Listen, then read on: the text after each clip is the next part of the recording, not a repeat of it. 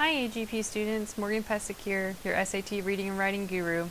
Today we are focusing on the critical reading portion of the test, and more specifically we are talking about how to annotate a long passage.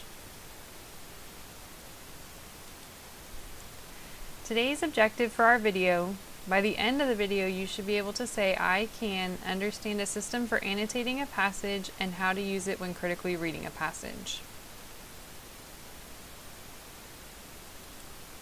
But before we get into all of that, just in my history of being a teacher, most students seem to be pretty resistant to annotating, and so I want to talk about why we do it.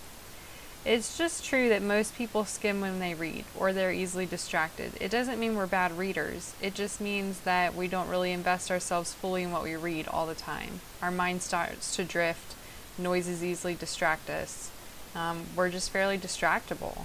So, when we're asked to critically read something, unfortunately this type of skimming will not be effective, and the SAT is asking you to critically read and think about a passage. Annotating actually forces you to slow your brain down so that you have the thought process to think about what you are reading. Your eyes are not just glazing over the words, you're thinking about what the words mean. Now, a lot of people think that it's just a waste of time, but when you spend more time thinking while you read and about what you read, you'll save yourself time when you start to answer questions. Now, today I'm going to share with you one system for annotating a passage. As you become more comfortable with annotating, you might develop your own little parts to a system. And so in that respect, everybody's passages will be a little different when they annotate, even if they're reading the exact same passage, and we'll talk about that more in a minute. Okay, so the first thing you're going to do is you're going to underline the main idea and key words in the original paragraph.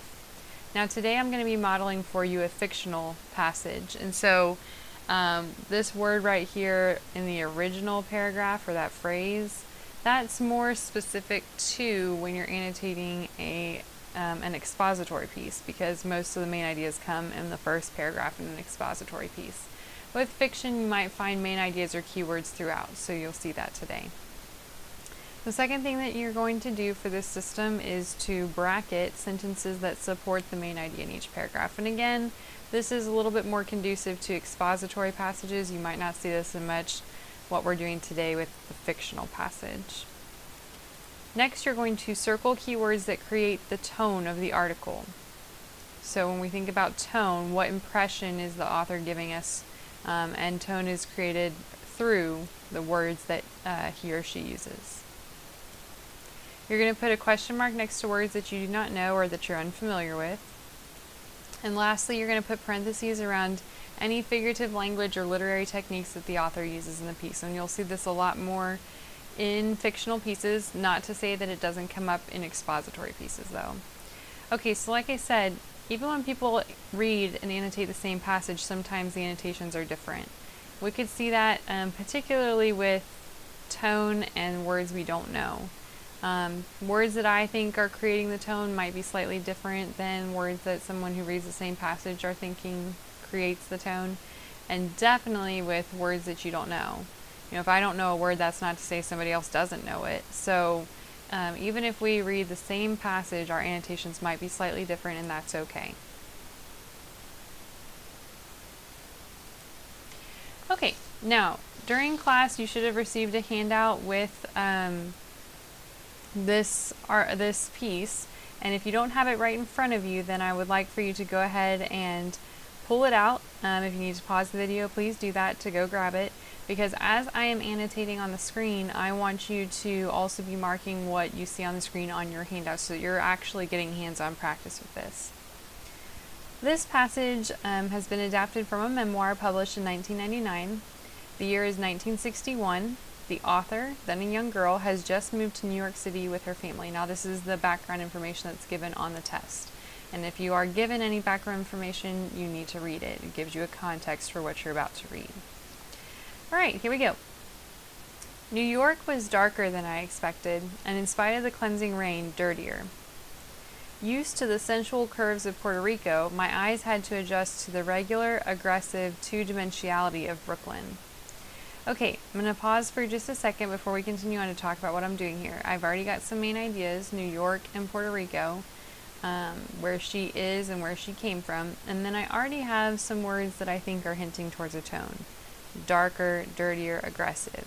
You can see that they're starting to follow this common thread of a negative tone. And we'll keep looking at that as we move on. Raindrops pounded the hard streets, captured the dim silver glow of street lamps, bounced against sidewalks in glistening sparks, then disappeared like tiny ephemeral jewels into the darkness. Okay, so we have some more words that are hinting towards tone. Pounded, hard, dim. Again, everything's kind of dark and dreary with this tone. And then we have a word that I'm unfamiliar with, ephemeral. Not to say that I can't figure it out based on the context of this sentence, but it's not a word that I'm using in my everyday vocabulary. This last sentence that I just read is also figurative language. Oops, missed darkness there. Okay, following that tone of negativity. But I also put parentheses around this last sentence. It is figurative language. It is imagery because the author is being so descriptive here that we could get a picture in our head what they're describing. Some would argue that it's personification because raindrops can't pound the street or capture the glow of street lamps. That's giving them person-like characteristics or qualities, things that they can't do because they're not human. So personification. And then symbolism, which might not make a whole lot of sense at this point in the passage, but we're going to, as we read on, discover that this light inside the lamps and that the rain and darkness is capturing actually means something on a deeper level, and that's symbolism. Okay, so let's continue on. Mommy and Tata teased that I was disillusioned because the streets were not paved with gold. Okay, now we have this asterisk here, which actually circling this is not a part of our system for annotating. It's just I wanted to make sure that we talked about. Anytime you have an asterisk in the passage, that means there's extra information for you to give you more context. Now this time it just is telling us that this is the narrator's mother and grandmother, which we might have been able to deduce, but sometimes it gives us information that we wouldn't have otherwise been able to figure out. So make sure anytime you see this asterisk in a passage that you go and read that information. And we also have another figurative language. Paved with gold is an idiom, an expression that we've heard repeatedly to mean something, and paved with gold translates into a city that where it's easy to make money. So, and you've probably heard that expression many, many times. Okay, continuing on. But I had no such vision of New York. I was disappointed by the darkness and fixed my hopes on the promise of light deep within the sparkling raindrops. So again, more tone. If you look back at all these tone words just from the first paragraph, darker, dirtier, aggressive, pounded, hard, dim, darkness, disappointed, darkness, a lot of darkness. Okay, you can see that there's definitely a theme. And you're just looking for words that are leaving an impression on you. So looking at the description of things, of people, and picking out those words that kind of leave that impression on you. And this last sentence kind of helps to clarify more of that symbolism that I was talking about. So she fixed her hopes on the promise of light within the raindrops. So this light represents a promise of hope for this narrator. So it has a deeper meaning to it, which is symbolism.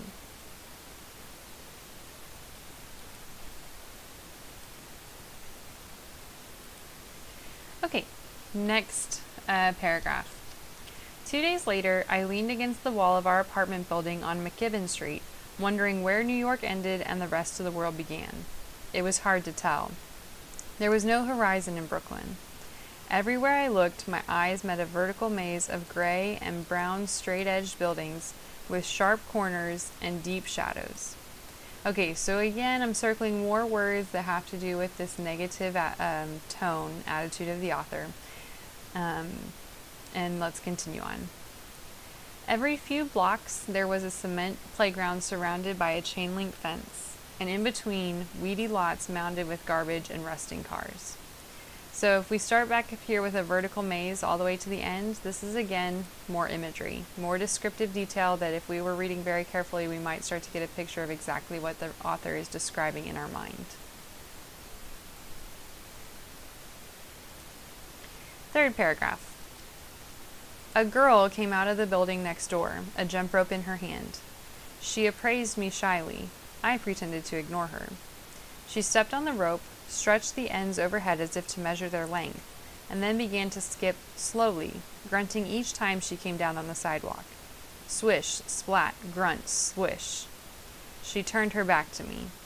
Swish, splat, grunt, swish. She faced me again and smiled. I smiled back and she hopped over. Okay, so we have another new main idea, like I said, with fictional piece that might not come just at the beginning. We have a new character to pay attention to, a girl, and she lives next door. I also have this word appraised, which, even though I'm familiar with it, it's not something I use every day, so I went ahead and marked it just to be wary of it in case it comes up in a question. I can look at context to help me figure it out. And then we have some more figurative language. Swish, splat, grunt, swish. This is onomatopoeia. Sound words. Words that sound like what they actually sound like. Okay, now for this next part, you cannot make fun of the way that I pronounce my Spanish. It's been a long time. Here we go. ¿Tú eres España? She asked as she whirled the rope in lazy arcs. No, I'm Puerto Rican. Same thing. Puerto Rican, Hispanic, that's what we are here. She skipped a tight circle, stopped abruptly, and shoved the rope in my direction. Want to turn? Sure. I hopped on one leg, then the other. So, if you're Puerto Rican, they call you Hispanic. Yeah, anybody who speaks Spanish. Okay, couple other main ideas here. I think it's important to note that we have Spanish come up in this passage. It's going to give you some context for the characters that are in it. And then this sentence right here just really stood out to me. That's what we are here. Anytime you have a sentence that just kind of stands out to you for some reason, mark it somehow, some way. I chose to underline it. I think it's really important. This narrator seems to be struggling with finding her identity. And so this is a very definitive, that's what we are here, Hispanic, that's what we are here. So again, if there is ever anything that stands out to you while you are reading, make sure that you mark it. The author probably intended it to stand out to you, and so in that respect, it is important.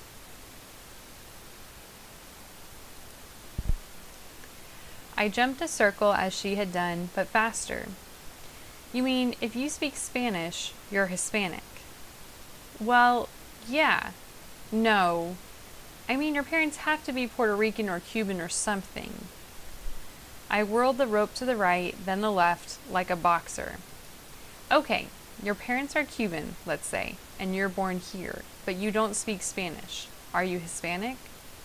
Okay, so the only thing from this slide or from this couple paragraphs is more figurative language, like a boxer. Hopefully you recognize that as a simile, a comparison. She's comparing the way she's whirling her rope to being like that of a boxer, right, left, right, left.